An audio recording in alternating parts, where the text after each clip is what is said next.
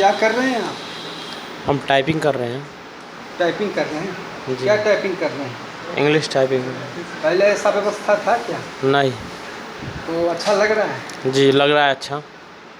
लग रहा है, उत्साह मिलता है? जी, उत्साह मिल ऐसा रहा लगता है कि जीवन को अब कुछ रास्ता मिल जाएगा? है। जी। हाँ, जी। प्रयास शुरू है। जी, प्रयास शुरू है। चलिए, क्या नाम हुआ? सर अभिजीत कुमार सिन्हा। क्या पढ़ते हैं आप? सर मैं एसएससी का तैयारी कर रहा हूँ। अच्छा, घर कहाँ हुआ? घर मोहनपुर। जी। तो क्या रिस्पॉन्स रहता है यहाँ पे? किताब की उपलब्धता रहती है? हाँ, किताब की उपलब्धता है बहुत ज़्यादा, और जिस भी किताब की आवश्यकता होती है हम लोग आवेदन देते हैं ऑफिस में, और किताब 10-15 दिन के अंदर उपलब्ध भी हो जाता है। सर के तरफ से इंस्पायरेशन वगैरह रहता है क्या? Yes sir. उत्साहित करते हैं क्या? इंक्रेज करते हैं क्या? जी सर, लगभग महीने। मिलता है क्या? जी सर, महीने में लगभग 1-2 बार कुछ पदाधिकारी जो यहाँ पोस्टेड हैं 1-2 बार आ भी जाते हैं, जिनसे बहुत ज़्यादा सहायता मिल जाता है, मोटिवेशन भी मिलता है, और तैयारी में बहुत ज़्यादा सहूलियत मिल रही है यहाँ आने पहले से। ऐसा व्यवस्था था क्या? पहले सर ऐसा नहीं था। हम लोगों को प्रिपरेशन करने के लिए बहुत दूर जाना पड़ता था। कोचिंग हब में जाना पड़ता? हाँ, लगभग 4-5 किलोमीटर दूर। Yes sir. बगल में उपलब्ध होने से फ़ायदा हो रहा है, बहुत ज़्यादा परेशानी कम गई है। हाँ,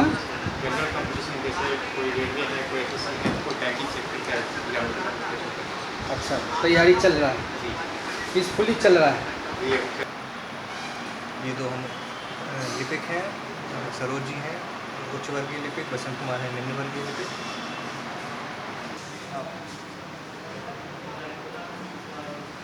आप देख रहे होंगे कि यहाँ पे पानी भरा हुआ है, वहाँ पे गोबर पड़ा हुआ है, क्रैक्स हैं, बाथरूम फंक्शनल नहीं है, दीमक लगा हुआ है, जल जमा हुआ है। यहाँ तक कि आप इस बिल्डिंग समस्तीपुर में हूँ, समस्तीपुर नियोजन कार्यालय में हूँ, और श्रम मंत्रालय बिहार सरकार के अधीनस्थ ये कार्यालय संचालित है। मेरे साथ यहाँ के नियोजन पदाधिकारी सुमित कुमार सिंह हैं, जो बिहार प्रशासनिक सेवा से आए हैं और यूपी बरेली के रहने वाले हैं, नौजवान हैं, इनर्जेटिक हैं और इंस्पायरेशन वाली बातों पे विश्वास करते हैं।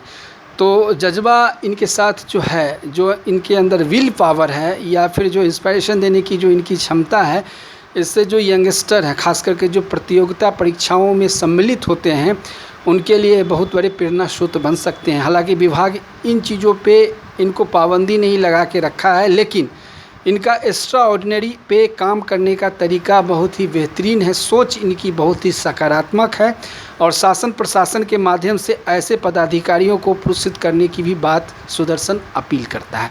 सुमित जी, मेरा आपसे सवाल यह है कि आप तो रहने वाले हैं उत्तर प्रदेश, चले आए बिहार में नौकरी करने, अच्छी बात है। बरेली शहर से आए हैं, बरेली जनपद से आए हैं। सबसे पहले ये बताइए, यहाँ माहौल आपको कैसा लगा? जब आप यहाँ आए तो माहौल कैसा था? अच्छा है, और मुझे लगता है जिस तरह की अफवाहें जो बताई जाती हैं बिहार में, झारखंड में, क्या ऐसा कुछ आपको? नहीं, ऐसा कोई हमको बहुत बड़ा डिफरेंस नहीं लगा। दोनों जगह सेम भाषा है, सेम कल्चर है, थोड़ा सा बोली अलग हो गई है तो क्या हुआ, लेकिन हम लोग एक जैसे ही लोग हैं। व्यक्ति वहाँ भी ऐसे ही होते हैं जैसे यहाँ पर हैं। और रही बात कैसा लग रहा है, तो देखिए, जन्मभूमि उत्तर प्रदेश में हो सकती है, लेकिन कर्मभूमि तो अब बिहार में है, और हम अपना पूरा प्रयास करेंगे कि अपने कार्य क्षेत्र में जितना भी योगदान दे के इसको सफल बनाएं। अपने विभाग की ओर से जो आदेश हों, अपनी तरफ से जो भी हम अपना प्रयास करें, बच्चों को और अन्य जनता के जो लोग हमारे पास आते हैं उनका हम सेवा कर सकें। जैसा कि आपने बताया, जो ग्राफ है कि प्राइवेट सेक्टर में रोज़गार मेला लगाकर कैंपस के माध्यम से या प्लेसमेंट के माध्यम से, जिसमें 100 कुछ महिलाएं भी थीं, तो आंकड़ा भी आपसे लेंगे, और उसमें रिस्पांस क्या है?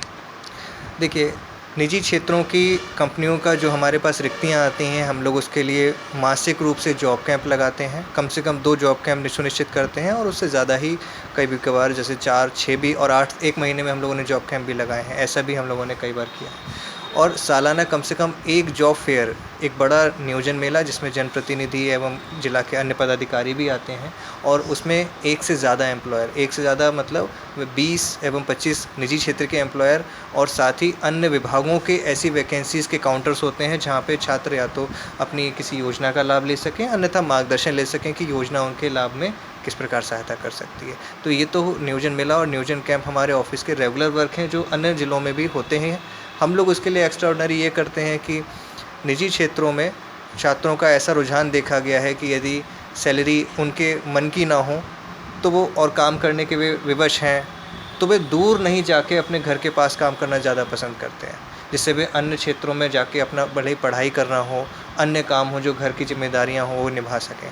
तो हमारी पहल रहती है कि हम जिला क्षेत्र में ही जितने ही नए प्रतिष्ठान खासतौर से क्योंकि उनमें वैकेंसीज़ बृहद रूप से मिलती हैं, एवं जो प्रतिष्ठान जो फर्म कंपनीज़ पहले से बियाडा क्षेत्र में उपस्थित हैं उनमें यदि एक भी वैकेंसी होती है तो हम लोग अपने स्तर से प्रचार प्रसार करते हैं कि उसके लिए सुनिश्चित किया जाए कि बच्चे को जॉब मिले और वो बच्चा उसमें टिक कर काम करे और खुशी खुशी काम करे। शासन के माध्यम से विभिन्न विभागों में रोजगार का पिटारा खुल चुका है, लेकिन उसके साथ साथ जो स्किल डेवलपमेंट शायद आप भी उसके टच में हैं, तो उसके तहत रोजगार के प्रति किस तरह की भावना होनी चाहिए, या फिर कोई अगर व्यवसाय करना चाहता है निजी क्षेत्र में तो उस पर क्या सोच होनी चाहिए।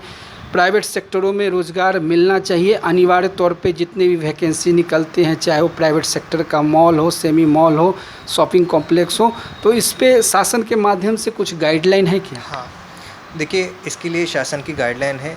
एक compulsory notification of vacancies act 1959 Bharat सरकार के द्वारा एक कानून बनाया गया था, जिसके अनुसार कोई भी प्रतिष्ठान जहां पर 10 से ज़्यादा कर्मी कार्यरत हैं वह अपने यहां पर जो भी वैकेंसीज़ आएंगी उसको प्रत्येक 3 माह में ER1 एक मैंडेटरी फॉर्म है जो कि उनको जिला नियोजनालय में भर के देना है। उसमें ये जानकारी देनी है कि कितने कार्यरत कर्मी हुए हैं, कितने पुरुष महिला उनके यहाँ कार्यरत हैं, उसमें चेंजेस अगर नंबर्स में हो रहे हैं तो बताना है, और साथ ही कोई नई रिक्ति जिसको उन्होंने स्वयं पूर्ण कर लिया हो तो भी हमको डिस्क्लोज़ करना है।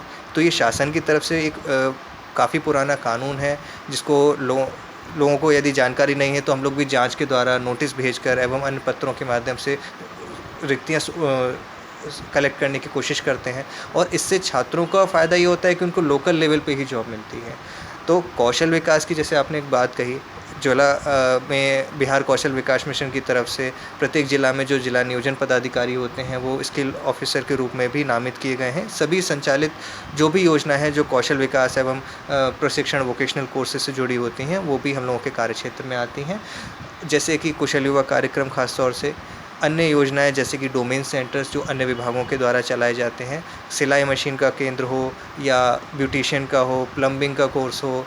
कुशल युवा कार्यक्रम क्योंकि एक बृहद रूप ले चुका है इस बिहार सरकार के द्वारा, तो आजकल कंप्यूटर की शिक्षा जो बच्चों को पहले बिहार बोर्ड के बच्चों को खासतौर से स्कूल में नहीं मिल पाती थी, कुशल युवा कार्यक्रम उसमें काफ़ी सफलतापूर्वक अपना योगदान दे रहा है।